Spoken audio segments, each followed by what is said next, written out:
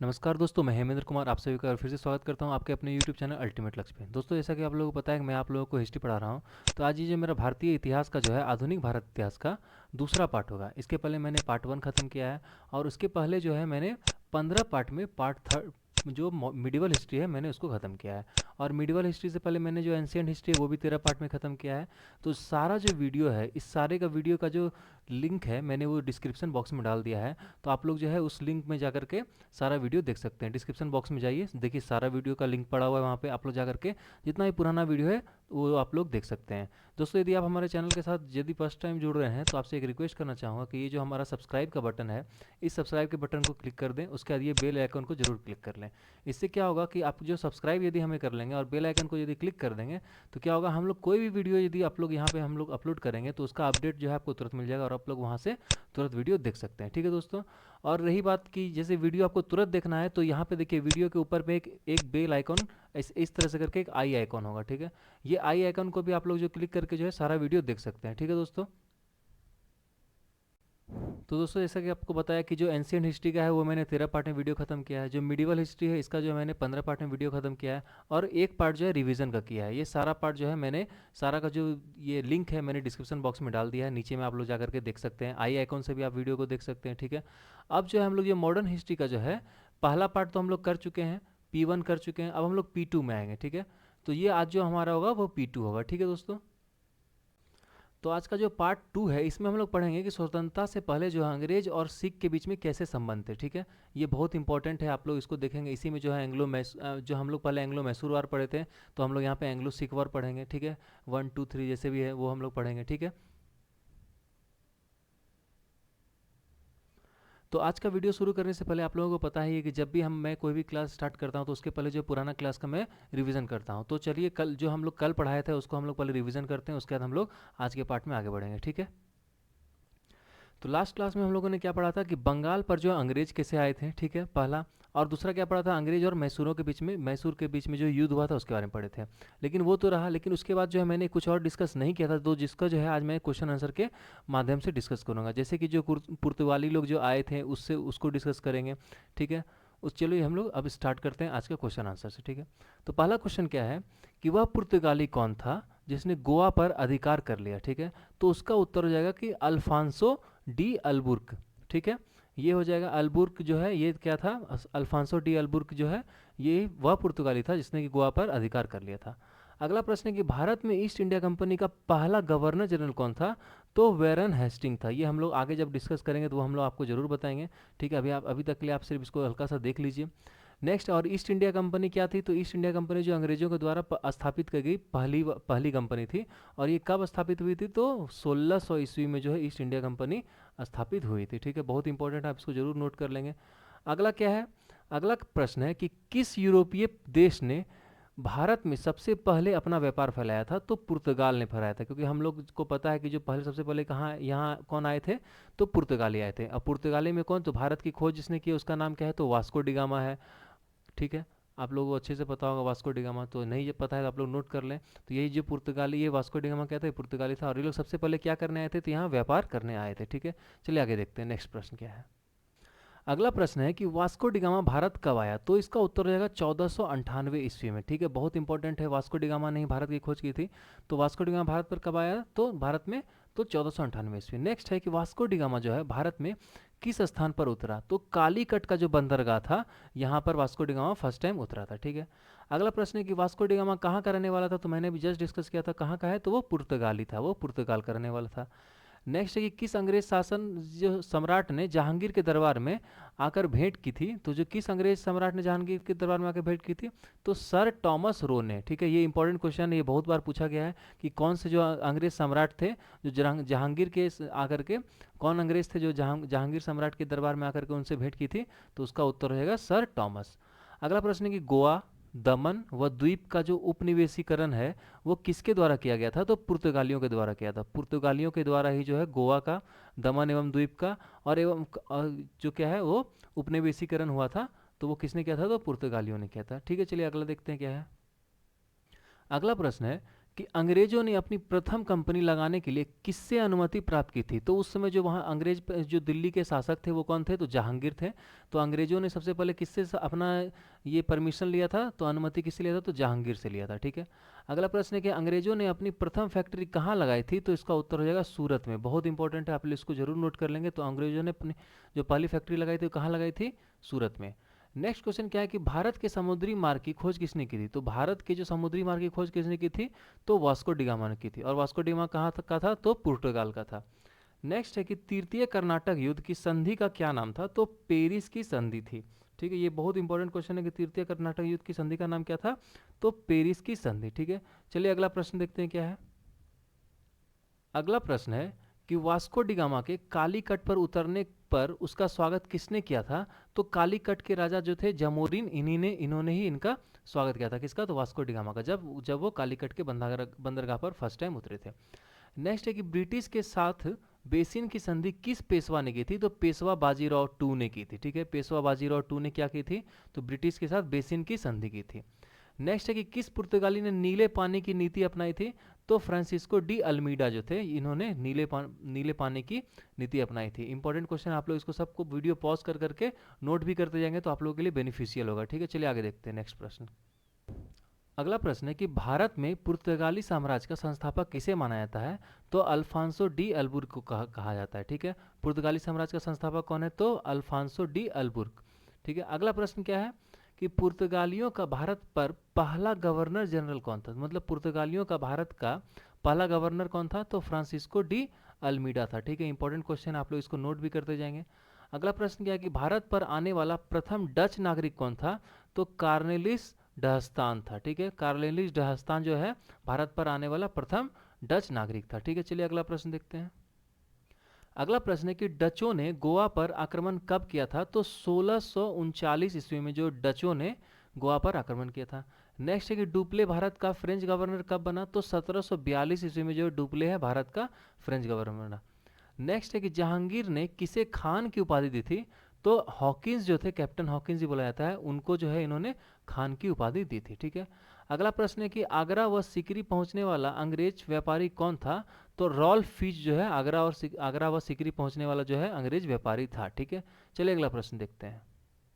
अगला प्रश्न है कि डचों ने अपनी पहली फैक्ट्री 1605 ईस्वी में कहाँ स्थापित की थी, तो मुसलीपट्टम में की थी। बहुत इंपॉर्टेंट क्वेश्चन है कि डचों ने अपनी पहली फैक्ट्री कहाँ 1605 में जो है कहाँ पर स्थापित की थी, तो मुसलीपट्टम में। नेक्स्ट है कि भारत का कौन सा नगर द्वीप पर निर्मित है, जो कौन सा नगर जो है द्वीप पर निर्मित है, तो उसका उत्तर हो जाएगा मुंबई। ठीक है, बहुत इंपॉर्टेंट है कि भारत का कौन सा नगर जो है द्वीप पर निर्मित है, तो मुंबई हो जाएगा। अगला प्रश्न है कि पुर्तगालियों ने पहली व्यापारिक कोठी कहाँ खोली थी, तो कोच्चिन में हो जाएगा। ठीक है, जो पुर्तगालियों ने पहली व्यापारिक कोठी कहाँ खोली थी, तो कोच्चिन इसका आंसर हो जाएगा। चलिए अगला प्रश्न देखते हैं। अगला प्रश्न है कि अंग्रेजों ने अपनी पहली फैक्ट्री कब लगाई, तो 1612 ईस्वी में। जब इन्होंने 1600 ईस्वी में जो है क्या किया था, तो ईस्ट इंडिया कंपनी जब स्थापना कर दी थी उसके बाद इन्होंने 1612 ईस्वी में पहली फैक्ट्री लगाई।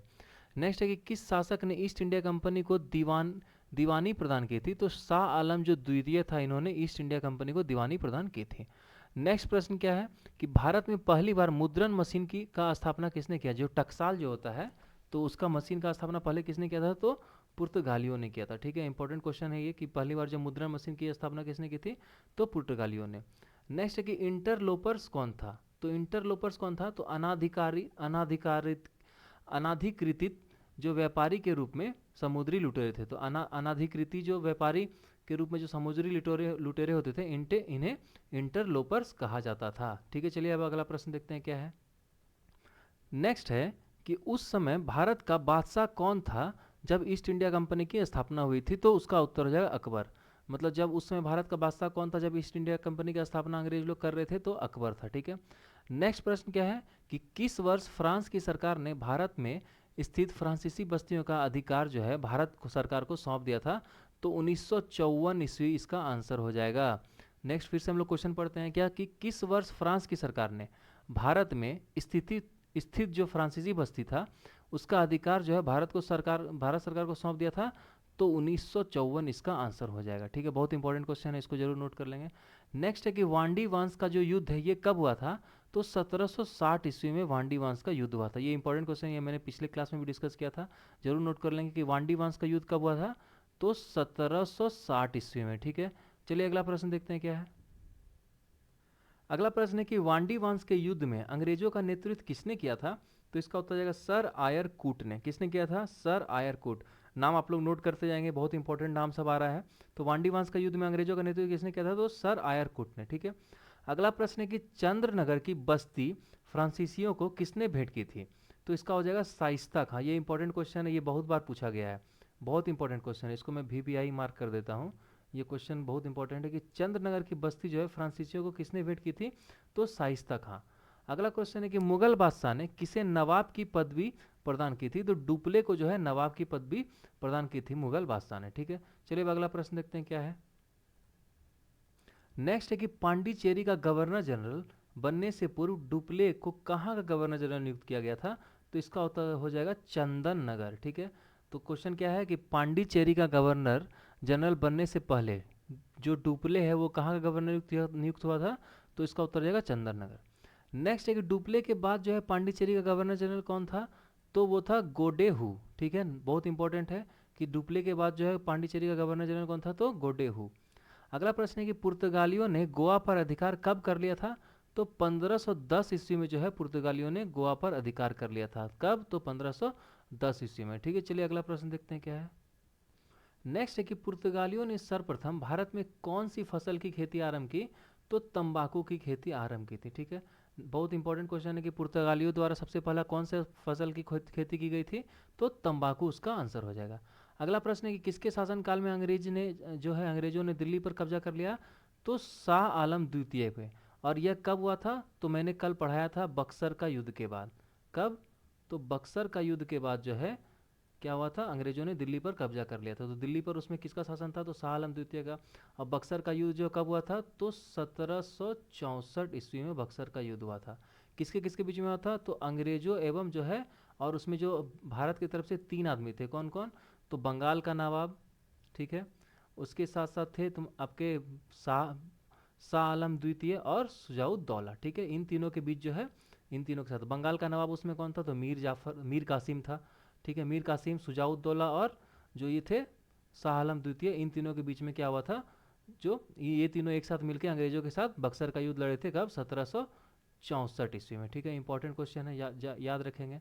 अगला प्रश्न क्या है कि मुंशी शिवगांव की संधि किस युद्ध के पश्चात हुई थी, तो पालखेड़ा के युद्ध के बाद जो है मुंशी शिवगांव की संधि हुई थी। नेक्स्ट एक संगोला की संधि कब हुई थी, तो 1750 ईस्वी में संगोला की संधि हुई थी। अगला प्रश्न है कि इलाहाबाद की संधि कब हुई थी, तो 1765 ईस्वी में। ठीक इसके 50 वर्ष के बाद जो है इलाहाबाद की संधि हुई थी। ठीक है, चलिए अब अगला प्रश्न देखते हैं क्या है। नेक्स्ट है कि ईस्ट इंडिया कंपनी को मान्यता कब मिली, तो 1600 ईस्वी में जो है ईस्ट इंडिया की कंपनी को मान्यता मिल गई। तो इसी हम बोल सकते हैं कि जो 1600 ईस्वी में जो है ईस्ट इंडिया कंपनी की स्थापना हुई थी। अगला प्रश्न है कि पांडिचेरी की स्थापना कब हुई, तो 1674 ईस्वी में पांडिचेरी की स्थापना हुई। कब हुई, तो 1674 ईस्वी में। अगला है कि पांडिचेरी का संस्थापक किसे माना जाता है, तो फ्रांसीसी जो था मार्टिन, इसे ही पांडिचेरी का संस्थापक माना जाता है। अगला प्रश्न है कि अंग्रेजों ने पांडिचेरी को फ्रांसीसी से कब छीना था, तो अंग्रेजों ने पांडिचेरी को फ्रांसीसी से कब छीना, तो 1761 ईस्वी में छीन लिया था अंग्रेजों ने फ्रांसीसियों से। किसको, तो पांडिचेरी को। ठीक है, चलिए अब अगला प्रश्न देखते हैं क्या है। अगला प्रश्न है कि रॉबर्ट क्लाइव का उत्तराधिकारी कौन था, तो रॉबर्ट क्लाइव के बाद जो उत्तराधिकारी बना था वो वैरेन हेस्टिंग बना था। ठीक है, ये हम लोग जब आज जो कल का पार्ट हम लोग पढ़ेंगे, तो उसमें हम लोग जब स्टार्ट करेंगे तो हम लोग सारा ये सब डिस्कस करेंगे। नेक्स्ट है कि तीसरे अंगल मैसूर युद्ध को रोकने के लिए टीपू सुल्तान ने कौन सी संधि की थी, तो श्रीरंगपट्टनम की संधि की थी। बहुत इंपॉर्टेंट है। और श्रीरंगपट्टनम क्या था, तो टीपू सुल्तान की राजधानी थी। और ये किसके किसके बीच में हुई थी, तो टीपू सुल्तान और अंग्रेजों के विरुद्ध में हुई थी। कब, तो जब तृतीय एंग्लो मैसूर को रोकना चाह रहे थे टीपू सुल्तान, उसके बाद। अगला प्रश्न है कि 1757 ईस्वी में क्लाइव ने किसे पराजित किया था, तो सिराजुद्दौला को पराजित किया था। और कब किया था, तो प्लासी का युद्ध में किया था। और प्लासी कहाँ है, मैंने पिछले क्लास में डिस्कस किया था, तो पश्चिम बंगाल में है। प्लासी कहाँ है, तो पश्चिम बंगाल में। पवा हम इसको लिख देते हैं। चलिए ठीक है, नेक्स्ट क्वेश्चन देखते हैं क्या है। अगला प्रश्न है कि प्लासी के युद्ध में अंग्रेजी सेना का नेतृत्व किसने किया था, तो रॉबर्ट क्लाइव ने किया था। ये मैंने पिछले क्लास में डिस्कस किया था। फिर बक्सर का युद्ध कब हुआ था, अभी जस्ट मैंने बताया और पिछले क्लास में डिस्कस किया था, तो 1764 ईस्वी में हुआ था। अगला है कि बक्सर के युद्ध में अंग्रेजी सेना का नेतृत्व किसने किया था, तो इसका उत्तर हो जाएगा हेक्टर मुनरो ने। बहुत इंपॉर्टेंट है, आप इसको जरूर नोट करते जाएंगे। अगला है कि सुगौली की संधि किस किस के मध्य हुई थी, तो ईस्ट इंडिया कंपनी और नेपाल के बीच में जो है सुगौली की संधि हुई थी। ठीक है, चलिए अब अगला प्रश्न देखते हैं क्या है। अगला प्रश्न है कि टीपू सुल्तान की मृत्यु कब कहाँ हुई, तो श्रीरंगपट्टनम में ही टीपू सुल्तान की मृत्यु हो गई थी। और श्रीरंगपट्टनम क्या थी, तो टीपू सुल्तान की राजधानी थी। नेक्स्ट है कि टीपू सुल्तान की राजधानी कहाँ थी, तो देखिए ये श्रीरंगपट्टनम, ये क्वेश्चन आ ही गया। अगला प्रश्न क्या है, द्वैत शासन का अंत किसने किया था, तो वॉरेन हेस्टिंग जो है इन्होंने द्वैत शासन का अंत किया था। और द्वैत शासन क्या था, तो द्वैत शासन जो था बंगाल पर अंग्रेजों तथा बंगाल का नवाब जो है दोनों का शासन को एक साथ जब दोनों शासन कर रहे थे उसे द्वैत शासन बोला जाता था। अगला और आखिरी क्वेश्चन है क्या कि अंग्रेजों का सबसे अधिक विरोध किसने किया था, तो मराठाओं ने किया था। बहुत इंपॉर्टेंट क्वेश्चन है कि अंग्रेजों का सबसे अधिक विरोध किसने किया था, तो मराठाओं ने किया था। तो पेशवाज लोग जो थे, बाजीराव जो थे ये लोग जो है सबसे ज़्यादा जो अंग्रेजों का विरोध किए थे। ठीक है, चलिए अब आज के पार्ट की ओर चलते हैं। तो आज का पार्ट में जो हम लोग पढ़ेंगे कि स्वतंत्रता से जो पहले अंग्रेज और सिख के बीच में कैसे संबंध है। ठीक है, जो हमारा आज का पार्ट 2 होगा। ठीक है, चलिए आगे हम लोग पढ़ते हैं, स्टार्ट करते हैं अब। तो क्या हुआ था कि भारत और अंग्रेजों के बीच जो है पहला सिख युद्ध हुआ, तो राजाओं और ईस्ट इंडिया कंपनी के बीच में 1845-1846 के बीच में लड़ा गया। परिणाम क्या हुआ, तो परिणाम यह हुआ कि लॉर्ड डलहौजी जो थे उसमें जब भारत के वायसराय थे, तो उन्होंने 29 मार्च 1849 ईस्वी को घोषणा द्वारा जो है पंजाब का विलय अंग्रेजी राज में कर लिया। तो मतलब जब सिख युद्ध हुआ था तो उसके बाद क्या हुआ, जो पंजाब का जो विलय है वो अंग्रेजी राज में कर लिया था। इसके पहले जो है पंजाब जो है अंग्रेजी राज में विलय नहीं हुआ था। ठीक है, तो कब हुआ था वो, तो 29 मार्च 1849 के बाद जो है पंजाब जो है अंग्रेजी राज में विलय हो गया था। ठीक है, अब आगे देखते हैं, चलिए नेक्स्ट क्या है। नेक्स्ट पॉइंट है कि सिख संप्रदाय की स्थापना का श्रेय गुरु नानक जो है प्रथम गुरु जो थे उनको दिया था। गुरु नानक के अनुयायी को ही सिख कहलाएं। तो बोल सकते हैं हम लोग कि जो सिख धर्म के प्रथम गुरु कौन थे, तो गुरु नानक देव थे। ठीक है, और इनका जन्म कहाँ हुआ था, तो इनका जो जन्म हुआ था वो नानकाना साहब, ठीक है, पाकिस्तान में हुआ था। ठीक है, जो अभी पाकिस्तान में है, उसमें वो हिंदुस्तान में था लेकिन अभी वो कहाँ है, तो पाकिस्तान में है। नानकाना साहब, आप लोग इसको जरूर याद कर लेंगे। ठीक है, जो गुरु नानक का जन्म कहाँ हुआ था, नानकाना साहब कहाँ, तो पाकिस्तान में। ठीक है, बहुत इंपॉर्टेंट है, इसको एकदम जरूर नोट करके रख लेंगे। अगला प्रश्न क्या है, अगला है कि ये बादशाह जो है बाबर एवं हुमायूं के समकालीन। तो जो गुरु नानक देव थे वो किसके समकालीन थे, तो बादशाह जो बाबर थे और हुमायूं के समकालीन थे। क्या है, सन 1496 ईस्वी की कार्तिक पूर्णिमा को गुरु नानक का जो आध्यात्मिक पुनर्जीवन का आभास हुआ था। मतलब जो है कब हुआ था, तो जो 1496 ईस्वी को कार्तिक पूर्णिमा को। ठीक है, उसके बाद क्या हुआ था, तो गुरु नानक ने गुरु का जो लंगर नामक निशुल्क शाही भोजनालय स्थापित किया था। तो जो अभी जो सिख साम्राज्य में जो लंगर चलता है वो किसने स्थापित किया सबसे सर्वप्रथम, तो गुरु नानक देव ने किया था। और उसका नाम क्या था, तो शाही सहभागी भोजनालय बोला जाता था लंगर को। ठीक है, अब अगला पॉइंट क्या है कि गुरु नानक ने अनेक स्थानों पर संगत, धर्मशाला और क्या है पंगत लंगर जो है स्थापित किया था। जो संगत और पंगत ने गुरु नानक के अनुयायियों के लिए एक संस्था का कार्य किया जहां वह प्रतिदिन मिलते थे। ठीक है, तो लंगर और जो पंगत था ये क्या था, ये एक ऐसा काम किया था जहां पे सिख समुदाय जो है प्रतिदिन मिला करते थे। ठीक है, अब चलिए अगला पॉइंट क्या है देखते हैं हम लोग। अगला पॉइंट यह है कि गुरु नानक की सन 1539 में करतारपुर में मृत्यु हो गई थी। इंपॉर्टेंट है कि गुरु नानक की जन्म जो मृत्यु है वो कब हो गई थी, तो 1539 में। कहाँ, तो करतारपुर में। उन्होंने नानक द्वारा शुरू की गई लगातार लंगर व्यवस्था को अस्थायी बना दिया था। जो नानक जी ने शुरू किया था जो लंगर व्यवस्था, वो क्या हो गया था, अस्थायी हो गया था, वो कंटिन्यू चल रहा था। तो क्या है, गुरुमुखी लिपि का आरंभ जो है किसने किया था, तो गुरु अंगद ने किया था। ठीक है, बहुत इंपॉर्टेंट क्वेश्चन है कि गुरुमुखी लिपि जो था उसका आरंभ किसने किया था, तो गुरु अंगद ने किया था। ठीक है, नेक्स्ट पॉइंट देखते हैं क्या है हम लोग का। तो नेक्स्ट पॉइंट है कि सिखों के तीसरे गुरु कौन थे, तो गुरु अमरदास थे। और ये अंगद से थे, गुरु अंगद, ये कौन से थे, दूसरे गुरु थे। और तीसरे गुरु कौन थे, तो गुरु अमरदास। जो गुरु अमरदास थे ये सन 1552 से 1574 ईस्वी तक थे। ये गुरु अमरदास ने हिंदू के पृथक होने वाले कई कार्य किए। जो हिंदू से पृथक मतलब अलग होने वाले कई कार्य किए। हिंदू से अलग विवाह पद्धति लवन को भी प्रचलित किया इन्होंने। किसने, तो अमरदास ने। अब क्या है कि अकबर ने 12 गद्दियों की स्थापना की और प्रत्येक पर एक महंत की नियुक्ति कर दी थी इसी समय। नेक्स्ट क्या हुआ था उसके बाद कि बीबी के प्रति रामदास, मतलब सन 1574 से 1581, मतलब जो चौथे गुरु थे कौन थे, तो रामदास थे। ठीक है, कौन, ये जो है आपके नानक गुरुदेव ये फर्स्ट थे। उसके बाद गुरु अंगद सेकेंड हो गए, आप लोग नोट भी करते जाएंगे, कभी कभी पूछ देता है एग्जाम में। उसका जो ये अमरदास थे ये कितने थे, थर्ड थे। और ये जो है चौथे थे, कौन, तो रामदास। तो ये कब से कब तक थे, तो 1574 से 81 तक ये सिखों के चौथे गुरु हुए। ठीक है, अब अगला पॉइंट देखते हैं क्या है। अगला पॉइंट है कि अकबर ने इन्हें 500 बीघा भूमि दी थी। तो किसको दी थी, तो चौथे जो गुरु थे रामदास, उनको 500 बीघा भूमि दी थी। इन्होंने अमृतसर नामक जलाशय खुदवाया और अमृतसर नगर की स्थापना की। तो गुरु अंगद जो थे उन्होंने, गुरु रामदास जो थे उन्होंने क्या किया, अमृतसर नामक जो है जलाशय खुदवाया और अमृतसर नगर की स्थापना की। तो बोल सकते हैं कि ये क्वेश्चन यहाँ पे बनता है कि जो अमृतसर शहर है उसका जो स्थापना है वो किसने किया था, तो गुरु रामदास ने किया था। बहुत इंपॉर्टेंट बन गया ये, आप इसको नोट कर लेंगे। अगला है कि गुरु रामदास ने अपने तीसरे पुत्र अर्जुन को गुरु का पद सौंपा। इस प्रकार उन्होंने गुरुपद को पैतृक बनाया। मतलब जो गुरु रामदास जो थे इसने अपने तीसरे पुत्र अर्जुन को गुरु का पद सौंपा। तो हम लोग बोल सकते हैं जो अर्जुन देव थे ये कौन थे, 5वें नंबर के गुरु थे। ठीक है, ये हम लोग पिछले भी क्लास में डिस्कस किए थे। तो गुरु अर्जुन देव जो थे ये 5वें नंबर के गुरु बने। और इस प्रकार क्या हुआ, पैतृक हो गया। पैतृक का मतलब क्या होता है कि मतलब वो जो वंशानुगत चलने लगता है, कि जो अपने अपने ही वंश का सारा लोग जो है गुरु बनता जाएगा। ठीक है, अगला क्या है कि गुरु अर्जुन जो है 1581 से 1605 ईस्वी तक सिखों के गुरु रहे।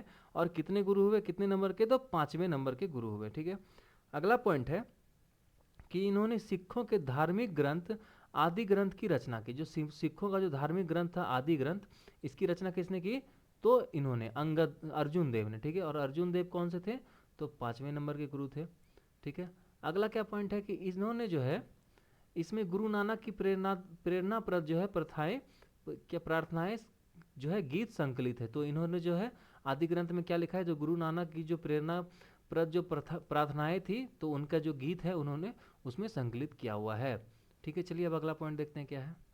अगला पॉइंट है कि गुरु अर्जुन देव ने अमृतसर जलाशय के मध्य में हरमंदर साहब का निर्माण कराया। बहुत इंपॉर्टेंट है कि गुरु अर्जुन देव ने जो है अमृतसर जलाशय में हरमंदर साहब का निर्माण कराया। फिर क्या हुआ कि राजकुमार खुसरो की, ठीक है, राजकुमार खुसरो की सहायता करने के कारण जो है जहांगीर ने 1606 ईस्वी में गुरु अर्जुन को क्या करवा दिया था, फांसी दिलवा दिया था। तो ये जो राजकुमार खुसरो ये था ये क्या था, जहांगीर का भाई था। ठीक है, और इसने क्या किया था, जो जो अर्जुन देव से सहायता मांगी थी। तो ये अर्जुन जैसे सिखों के 5वें गुरु थे, जब हम लोग जहांगीर के बारे में पढ़ रहे थे उसमें मैंने बताया भी था। तो उसको जो है फांसी की सजा दिलवा दी थी, किसने, तो जहांगीर ने, कब, 1606 ईस्वी में। ठीक है, अब अगला पॉइंट देखते हैं क्या है। अगला पॉइंट है कि सिखों के छठे गुरु गोविंद कौन हुए, तो हर गोविंद हुए। इन्होंने कब, 1606 ईस्वी से 1644 ईस्वी तक ये गुरु रहे। ठीक है, उसके बाद क्या हुआ कि इन्होंने सिखों को सैन्य संगठन का रूप दिया और अकाल तख्त या ईश्वर का सिंहासन का निर्माण कराया। ठीक है, तो क्या है, जो सिखों के छठे गुरु हुए वो कौन हुए, तो हरगोविंद हुए। इन्होंने ये कब तक गुरु रहे, तो 1606 ईस्वी से 1644 ईस्वी तक। इन्होंने क्या किया, जो सैन्य संगठन जो था, मतलब जो सेना का, जो सिखों का सेना को उसको प्रचलित किया, उसको सैन्य संगठन का रूप दिया और अकाल तख्त या ईश्वर का सिंहासन जो है इसका निर्माण कराया। तो एक क्वेश्चन यहाँ पर बन गया कि अकाल तख्त का जो है निर्माण किसने कराया या ईश्वर का सिंहासन का निर्माण किसने कराया, तो इसका उत्तर हो जाएगा हरगोविंद गुरु। और ये गुरु कितने नंबर के थे, तो छठे नंबर के गुरु थे सिखों के। ठीक है, अब अगला पॉइंट क्या है कि ये 2 तलवार बांधकर गद्दी पर बैठते थे एवं दरबार में नगाड़ा बजाने की व्यवस्था की। ये जो थे जो जो 2 तलवार बांधकर ऐसे करके गद्दी पर बैठते थे। ठीक है, और क्या है, इन्होंने जो है नगाड़ा बजवाने की जो है प्रथा को स्टार्ट करवाया था। ठीक है, बहुत इंपॉर्टेंट है, आप लोग इसको भी नोट कर लेंगे। ठीक है, चलिए अब अगला पॉइंट देखते हैं क्या है। अगला है कि इन्होंने अमृतसर की किलेबंदी करवाई। मतलब हरगोविंद गुरु जो थे इन्होंने अमृतसर की किलेबंदी करवाई। फिर क्या है, हरगोविंद गुरु जी ने अपने आप को सच्चा पातशाह कहना शुरू कर दिया।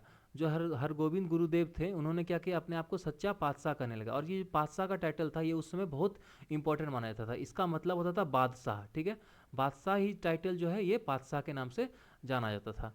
इन्होंने क्या किया था, सिखों को मांस खाने की भी आज्ञा दे दी थी। तो जो हरगोविंद थे गुरुदेव 6 नंबर के, तो इन्होंने क्या किया था, सिखों को मांस खाने की भी आज्ञा दे दी थी। अगला है कि सिखों के 7वें गुरु जो थे वो कौन थे, हर राय। और हर राय कब से कब तक गुरु रहे, तो 1644 ईस्वी से 1661 ईस्वी तक ये सिखों के गुरु रहे। ठीक है, उसके बाद क्या हुआ, इन्होंने दारा सिखों को मिलने आने पर आशीर्वाद दिया था। जब दारा सिकोह इनसे मिलने गए थे तो दारा सिकोह को इन्होंने आशीर्वाद भी दिया था। ठीक है, अगला है कि सिखों के 10वें एवं अंतिम गुरु जो थे कौन थे? गुरु गोविंद सिंह। ठीक है, ये क्या थे? तो इन्होंने जो 1675 से 1708 तक अपने गुरु धर्म को निभाया। और इनका जन्म जो है 1666 ईस्वी में पटना में हुआ था। और पटना में कहाँ पे हुआ था? तो जो पटना साहब करके एक जगह है वहाँ पर हुआ था। और क्या हुआ था? तो गुरु गोविंद सिंह ने अपने आप को सच्चा पातशाह कहा था। तो इन्होंने भी जो है अपने आप को सच्चा पातशाह कहा था। तो हम लोग बोल सकते हैं कि जो सिखों के आखिरी जो गुरु थे, आखिरी मतलब जो इंसानी रूपी गुरु थे, मतलब आदमी के रूपी जो गुरु थे, वो कौन थे? तो गुरु गोविंद सिंह थे। लेकिन जब हम लोग आखिरी बोलेंगे पूरा में आखिरी गुरु, तो वो कौन था? तो सिखों का जो धर्म ग्रंथ है, क्या नाम है उसका? गुरु ग्रंथ साहब। तो वही आखिरी गुरु माने जाते हैं। ठीक है, पूरे में। लेकिन आदमियों में सिखों के सबसे आखिरी गुरु कौन थे? तो गुरु गोविंद सिंह थे। नेक्स्ट है कि इन्होंने सिखों के लिए 5 ककार जो है अनिवार्य करवाए। जो 5 कर था उन्होंने अनिवार्य करवाए। उसके बाद क्या हुआ कि अर्थात प्रत्येक सिख को केस, कंघा, कृपाण, कच्छा और कड़ा रखने की अनुमति दी और सभी लोगों को अपने नाम के अंत में सिंह शब्द जोड़ने के लिए कहा। तो इन्होंने जो है गुरु गोविंद सिंह जी ने जो है 5 ककार अनिवार्य किया। क्या क्या? तो केस बड़ा रखना, जो अभी जो भी सब बहुत बड़ा बड़ा केस रखते हैं, फिर कंघा रखना, फिर कृपाण रखना, फिर कच्छा रखना और कड़ा जो है अपने हाथ में पहनने के लिए सबको अनुमति दी। और क्या बोला कि जो है सब अपने आप को जो टाइटल है उसमें क्या जोड़ेंगे? सिंह जोड़ेंगे। ठीक है, अब चलिए अगला पॉइंट देखते हैं क्या है। अगला पॉइंट है कि गुरु गोविंद सिंह का जो निवास स्थान था वो आनंदपुर साहब था एवं जो कार्यस्थली थी वो पवोता थी। ठीक है, बहुत इंपॉर्टेंट है कि जो गुरु गोविंद सिंह का जो निवास स्थान कहाँ था? तो आनंदपुर था। और जो कार्यस्थली थी वो कहाँ थी? पवोता थी। इनके 2 पुत्र थे, फतेह सिंह और जोरावर सिंह। बहुत इंपॉर्टेंट है, नाम जरूर याद कर लेंगे कि गुरु गोविंद सिंह के 2 पुत्र कौन कौन थे? तो फतेह सिंह और जोरावर सिंह। और इनको क्या हुआ था? तो सरहिंद के मुगल फौजदार वजीर खान ने इन्हें दीवार में चुनवा दिया था। ये देख लीजिए, ये जो बहुत इंपॉर्टेंट है कि जो सरहिंद खां थे इन्होंने क्या किया था? तो गुरु गोविंद सिंह के जो दोनों पुत्र थे फतेह सिंह और जोरावर सिंह, दोनों को क्या किया था? दीवार में चुनवा दिया था। अगला पॉइंट है कि 1699 ईस्वी में वैशाली के दिन क्या हुआ था कि गुरु गोविंद सिंह ने खालसा पंथ की स्थापना की। इंपॉर्टेंट क्वेश्चन देखिए यहाँ पे बन गया कि खालसा पंथ की स्थापना किसने की थी? तो गुरु गोविंद सिंह ने की थी। पाहुल प्रणाली की शुरुआत गुरु गोविंद सिंह ने की। ये भी देखिए इंपॉर्टेंट, पाहुल प्रणाली की शुरुआत किसने की? तो गुरु गोविंद सिंह ने। अगला पॉइंट क्या है कि गुरु गोविंद सिंह ने सिखों के धार्मिक ग्रंथ को वर्तमान रूप दिया और कहा कि अब गुरुवाणी सिख संप्रदाय के गुरु का कार्य करेगी। तो यही इसीलिए कहा जाता है कि जो गुरु ग्रंथ साहब हैं वो सिखों के आखिरी गुरु माने जाते हैं। ठीक है, जो गुरु ग्रंथ साहब जो जैसे गुरु का जो सिखों का जो आखिरी ग्रंथ है, जो होली बुक भी बोल सकते हैं, उसी को क्या बोला गया? तो सिख संप्रदाय के जो है आगे का गुरु का कार्य कौन सा करेगी? तो गुरु ग्रंथ ही करेगी। ठीक है, धार्मिक ग्रंथ जो है गुरु ग्रंथ साहब वही काम करेगी। ठीक है, अगला पॉइंट क्या है कि गुरु गोविंद सिंह की जो हत्या है वो 1708 ईस्वी में नादेड़ नामक स्थान पर गुलखान नामक पठान ने कर दी थी। तो गुरु गोविंद की जो मृत्यु कब हो गई थी? तो 1708 ईस्वी में। कहाँ पर हो गई थी? नादेड़ नामक स्थान पर हो गई थी। और किसने किया था? तो गुलखान नामक जो है पठान ने कर दी थी। फिर जो बंदा बहादुर है, इनका जन्म कब हुआ था? तो 1670 ईस्वी में पुंछ जिले के रजौली गांव में हुआ था। ठीक है, बंदा बहादुर जो थे ये भी एक बहुत इंपॉर्टेंट आदमी थे। तो इनका जो जन्म कब हुआ था? तो 1670 ईस्वी में। और इनका जो जन्म हुआ कहाँ था? तो पुंछ जिले के रजौली गांव में हुआ था। ठीक है, चलिए अब अगला पॉइंट देखते हैं क्या है। तो बंदा बहादुर जो थे इनके बचपन का नाम क्या था? तो लक्ष्मण दास था। इनके पिता रामदेव भारद्वाज क्या थे? राजपूत थे। बंदा का उद्देश्य क्या था? तो बंदा बहादुर का उद्देश्य था कि पंजाब में एक सिख साम्राज्य, जो सिख राज्य की स्थापना करना, और इसके लिए उन्होंने लौगढ़ को राजधानी बनाया। ठीक है, उसके बाद क्या है? इन्होंने गुरु नानक एवं गुरु गोविंद सिंह नाम के सिक्के भी चलवाए। ठीक है, जो हम बोल सकते हैं कि गुरु गोविंद सिंह के बाद जो सिखों का जो आगे बढ़ाया सिख धर्म को, तो वो कौन थे? तो बंदा बहादुर थे। ठीक है, नेक्स्ट है कि बंदा ने सरहिंद के मुगल फौजदार वजीर खां की हत्या कर दी थी। ठीक है, तो सरहिंद के जो वजीर खां इनकी जो है हत्या कर दी किसने? तो बंदा बहादुर ने। क्यों कर दी थी? क्योंकि इन्होंने जो है एक गुरु की हत्या की थी। ठीक है, अगला पॉइंट क्या है कि मुगल बादशाह फारूक सियर, जिसे हम लोग ने पढ़ा भी था कि इन्हें जो है घृणित कायर भी कहा जाता है। ठीक है, तो इसकी जो है के आदेश पर 1716 में बंदा सिंह को गुरदासपुर नांगल जगह पर पकड़कर मौत के घाट उतार दिया था। जो फारूक सियर है, ठीक है, इसने क्या किया था तो 1716 ईस्वी में बंदा सिंह को गिरफ्तार कर लिया और गुरदासपुर नामक जो नांगल जगह था वहां पर पकड़कर मौत के घाट उतार दिया। ठीक है, फिर अगला पॉइंट क्या है कि सहदरा कलगड़ी के नाम से विख्यात है, जहां पर बंदा ने हजारों मुस्लिमों सैनिकों को मौत के घाट उतारा था। ठीक है, बहुत इंपॉर्टेंट है, आप लोग इसको जरूर नोट कर लेंगे। चलिए अब अगला पॉइंट देखते हैं क्या है। अगला पॉइंट है कि बंदा बहादुर की मौत के बाद सिख जो है कई टुकड़ों में बंट गया। 1748 में नवाब जो है कर्पूर सिंह की पहल पर सभी सिख टुकड़ियों का जो है वो 10 खालसा में विलय हो गया। मतलब ये जो सभी सिख टुकड़ियों जो है ये लोग 10 खालसा में विलय हो गए, मतलब 10 जो खालसा में ये लोग बदल गए। उसके बाद क्या हुआ तो कि 10 खालसा जो है जस्सा सिंह अहलूवालिया के नेतृत्व में रखा गया। जो 10 खालसा था इसको किसके नेतृत्व में रखा गया, तो जस्सा सिंह अहलूवालिया। इस दल को बाद में 12 दलों के भागों में बांटा गया, जो 12 दलों में बांटा गया, जिसे मिसल कहा गया। ठीक है, मिसल का अर्थ होता था समान। जो ये जो 10 जो खालसा है इसको किस में बांटा गया, तो 12 दलों में बांटा गया, और 12 दलों को क्या बोला गया, मिसल बोला गया, और मिसल का अर्थ क्या होता है, समान। ठीक है, अब चलिए अगला पॉइंट देखते हैं क्या है। अगला पॉइंट है कि महाराजा रंजीत सिंह, ये बहुत इंपॉर्टेंट है, आप लोग इसको जरूर नोट करते जाएंगे। ठीक है, सिख साम्राज्य में जो गुरु गोविंद, गुरु नानक जी और बंदा बहादुर के बाद जो सबसे इंपॉर्टेंट कोई आता है तो महाराजा रंजीत सिंह आते हैं। ठीक है, इनका नाम बहुत फेमस है। तो महाराजा रंजीत सिंह जो थे ये पंजाब के महान राजा थे।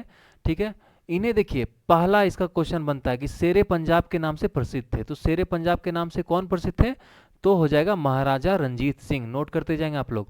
अगला है कि महाराजा रंजीत सिंह एक ऐसे व्यक्ति थे जिन्होंने न केवल पंजाब को एक सशक्त सूबे के रूप में एकजुट रखा, बल्कि अपने जीते जी अंग्रेजों को अपने साम्राज्य के पास कभी नहीं भटकने दिया। सोच लीजिए कितना बड़ा काम किया उन्होंने, कि इन्होंने जो है सबसे पहले क्या किया कि पंजाब को जो है एक सशक्त सूबे के रूप में रखा, एकजुट करके रखा, और अंग्रेजों को कभी वहां पर फटकने नहीं दिया। मतलब अंग्रेजों को हमेशा अपना पंजाब प्रांत जो था उनसे दूर रखा। ठीक है, चलिए अब अगला पॉइंट देखते हैं क्या है। नेक्स्ट पॉइंट है कि रंजीत सिंह का जन्म हुआ था वो कब हुआ था, 1780 ईस्वी में। तो ये कहाँ हुआ था, तो गुजरान वाला जो जो अब पाकिस्तान में है वहां पर हुआ था। उन दिनों पंजाब पर सिखों और अफगानों का राज चलता था, जिन्होंने पूरे इलाकों को कई मिसलों में बांट रखा था। ठीक है, तो जो रंजीत सिंह थे इनका जन्म कब हुआ था, तो 1780 में। कहाँ पर, तो गुंजार वाला जो था एक जगह था वहाँ, वो अभी कहाँ है, पाकिस्तान में है। और उन दिनों जो है पंजाब और सिखों पर किसका शासन चलता था, तो अफगानों का। पंजाब पर जो है किसका शासन चलता था, सिखों और अफगानों का चलता था, जिन्होंने पूरे इलाकों को जो है कई मिसलों में बांट कर रखा था। ठीक है, अगला पॉइंट है कि 1798 ईस्वी में रंजीत सिंह लाहौर का शासक बना। ठीक है, इंपॉर्टेंट क्वेश्चन है कि रंजीत सिंह जो लाहौर का शासक कब बना, तो ये आ जाएगा आपका 1798 ईस्वी में। नेक्स्ट है कि 1809 ईस्वी में रंजीत सिंह और चार्ल्स जो मेटकॉफ के बीच अमृतसर की संधि हुई। इंपॉर्टेंट क्वेश्चन है कि अमृतसर की संधि किसके किसके बीच में हुई, तो महाराजा रंजीत सिंह और चार्ल्स मेटकॉफ। जब हम लोग वायसराय और भारत के गवर्नर जनरल के बारे में पढ़ेंगे तो हम लोग चार्ल्स मेटकॉफ के बारे में भी डिस्कस करेंगे। अभी हम लोग सिर्फ देख लेते हैं कि रंजीत सिंह के बाद के आसपास में क्या हुआ था। तो 1809 ईस्वी में रंजीत सिंह ने चार्ल्स मेटकॉफ के साथ अमृतसर की संधि की थी। इंपॉर्टेंट है, इसको नोट कर लेंगे। अगला पॉइंट क्या है कि सन 1839 में महाराजा रंजीत सिंह का क्या हो गया, निधन हो गया। उनकी समाधि जो है लाहौर में बनवाई गई और जो आज भी वहाँ है। ठीक है, तो महाराजा रंजीत सिंह की मौत कब हो गई, तो निधन जो उनका हो गया वो 1839 में। तो और उनका जो समाधि है वो कहाँ है, लाहौर में है। उसी में लाहौर में बनवाई गई, जो आज भी क्या है, लाहौर में ही है, जो कि अभी कहाँ है, पाकिस्तान में है। अगला है कि रंजीत सिंह का राज्य जो है 4 सूबों में बटा हुआ था, पेशावर, कश्मीर, लाहौर और मुल्तान। ठीक है, इसमें देखिए पेशावर भी पाकिस्तान में है, कश्मीर सिर्फ अपना भारत में है, और कुछ जो पीओके हिस्सा है जिसको पाक ऑक्यूपाइड कश्मीर भी बोलते हैं, ये भी कुछ कश्मीर जो है पाकिस्तान में है। फिर लाहौर भी पाकिस्तान में और मुल्तान भी पाकिस्तान में है। तो जो मतलब रंजीत सिंह का जो सूबा जो 4 सूबों में बटा था राज्य, तो वो कौन कौन सा था, पेशावर, कश्मीर, लाहौर और मुल्तान। ठीक है, नोट है, इसको नोट कर लेंगे। अगला पॉइंट देखते हैं क्या है। नेक्स्ट है कि प्रथम एंगल सिख जो युद्ध है, अंगल सिख का युद्ध का मतलब क्या हुआ, अंग्रेजों और सिखों के बीच का युद्ध। ये कब हुआ था, तो 1845 से 1846 ईस्वी में। और दूसरा अंगल सिख युद्ध कब हुआ था, तो 1849 ईस्वी में। ठीक है, ये दोनों जो है बहुत इंपॉर्टेंट है, आप लोग इसको जरूर नोट कर लेंगे। क्या था, तो प्रथम अंगल सिख युद्ध, और जो कब हुआ था, तो 1845 से 1846 ईस्वी में। और द्वितीय अंगल सिख युद्ध ये कब हुआ था, 1849 ईस्वी में। ठीक है, अगला पॉइंट क्या है कि 29 मार्च 1849 को लॉर्ड डलहौजी, ठीक है, इंपॉर्टेंट नाम है ये भी हम लोग जब वायसराय के बारे में पढ़ेंगे तो आगे इसके बारे में हम लोग पूरा विस्तृत रूप से जानकारी लेंगे। क्या किया था, तो 29 मार्च 1849 को लॉर्ड डलहौजी ने पंजाब को अंग्रेजी राज्य में मिला लिया और अंग्रेजों और सिखों के बीच संधि हुई। ठीक है, तो कौन कौन सी संधि हुई, तो पहला हुआ लाहौर की संधि, कब, तो 1846 ईस्वी में। कब, तो प्रथम एंग्लो मैसूर जब युद्ध हुआ उसकी जस्ट खत्म होने के बाद क्या हुआ, लाहौर की संधि हुई। ठीक है, अगला पॉइंट है कि जो भैरोवाल की संधि हुई वो कब हुई, तो 22 दिसंबर 1846 में। ये भी जो पहला एंग्लो सिख युद्ध जो खत्म हुआ, तो उसके बाद जो 22 दिसंबर 1846 को कौन सा युद्ध हुआ, कौन सा संधि हुआ, तो भैरोवाल की संधि। इस संधि के तहत जो है दिलीप सिंह के संरक्षण हेतु अंग्रेजी सेना का प्रवास में मान लिया गया। ठीक है, तो क्या हुआ, अंग्रेजी सेना जो है दिलीप सिंह के संरक्षण में प्रवास करेंगे, तो इसमें जो भैरोवाल की संधि में ये मान लिया गया। ठीक है, अब अगला पॉइंट देखते हैं क्या है, वो ये है कि 20 अगस्त 1847 को महारानी जिंदा को राजा दिलीप सिंह ने अलग कर 48,000 रुपये वार्षिक पेंशन देकर शेखपुरा भेज दिया। फिर क्या है, द्वितीय अंगल युद्ध के बाद जो है क्या हुआ था, तो दौरान जो है पहली लड़ाई चिनियानवाला की लड़ाई सिख नेता शेर सिंह और अंग्रेज कमांडर के बीच में हुई थी। तो इंपॉर्टेंट है कि द्वितीय एंग्लो सिख युद्ध था किसके किसके बीच में हुआ था, तो जो लड़ाई जो है सिख नेता शेर सिंह और अंग्रेज कमांडर के बीच में हुई थी। कब, जो द्वितीय एंग्लो सिख युद्ध जो हुआ था। ठीक है, इंपॉर्टेंट पॉइंट है, नोट कर लेंगे। अगला पॉइंट अब देखते हैं क्या है, दूसरी लड़ाई जो है वो गुजरात के चिनाब नदी के किनारे चार्ल्स ने अंग्रेजों ने क्या किया था, तो 21 फरवरी 1849 को लड़ी थी। ठीक है, इस युद्ध में क्या हुआ था, सिख पराजित हुए थे और लॉर्ड डलहौजी 29 मार्च 1849 को घोषणा द्वारा पंजाब का विलय जो है अंग्रेजी राज में कर लिया गया था। तो द्वितीय जब सिख युद्ध हुआ था एंग्लो सिख युद्ध, तो उसमें क्या हुआ था कि इसमें युद्ध में सिख लोग पराजित हो गए थे। उसके बाद लॉर्ड डलहौजी ने 29 मार्च 1849 ईस्वी को घोषणा कर दी कि पंजाब का जो विलय है अब अंग्रेजी राज में हो गया है। ठीक है, अगला और आखिरी पॉइंट क्या है, तो राजा दिलीप सिंह को 50,000 पाउंड की वार्षिक पेंशन दे दी गई। मतलब संधि हुई और वार्षिक पेंशन दे दी गई 50,000 पाउंड की, किसको, राजा दिलीप सिंह को। और क्या है, पढ़ाई के लिए इंग्लैंड भेज दिया गया, और इनको क्या किया, पढ़ाई के लिए इंग्लैंड भेज दिया गया। फिर क्या हुआ, सिख राज का प्रसिद्ध हीरा कोहिनूर को महारानी विक्टोरिया को भेज दिया गया। जो सिख राज का जो प्रसिद्ध हीरा था कोहिनूर, इसको क्या किया गया, महारानी विक्टोरिया को भेज दिया गया। ठीक है, तो ये तो हमारा आज का सेकंड पार्ट था। ठीक है, अब जो हम लोग नेक्स्ट पार्ट में पढ़ेंगे वो भारत के गवर्नर जनरल, बंगाल के गवर्नर जनरल, भारत के वायसराय, इनके बारे में पढ़ेंगे। ठीक है, तो मॉडर्न हिस्ट्री का जो हमारा ये दूसरा पार्ट आज का खत्म हुआ। आप लोग जरूर कमेंट करके बताएं कि आप लोगों को जो आज का पार्ट कैसा लगा। ठीक है दोस्तों, और देखिए मैंने यहाँ पे अपना टेलीग्राम चैनल का भी लिंक दे दिया है, तो आप लोग जो है ये टेलीग्राम चैनल पर जरूर जुड़ जाएँ, क्योंकि जो भी मैं पढ़ा रहा हूँ उसका जो है PDF और वीडियो जो है मैं टेलीग्राम चैनल पर भी डाल दे रहा हूँ। तो आप लोग जाकर के इस लिंक से जो है टेलीग्राम चैनल पर जुड़ सकते हैं हमारे साथ।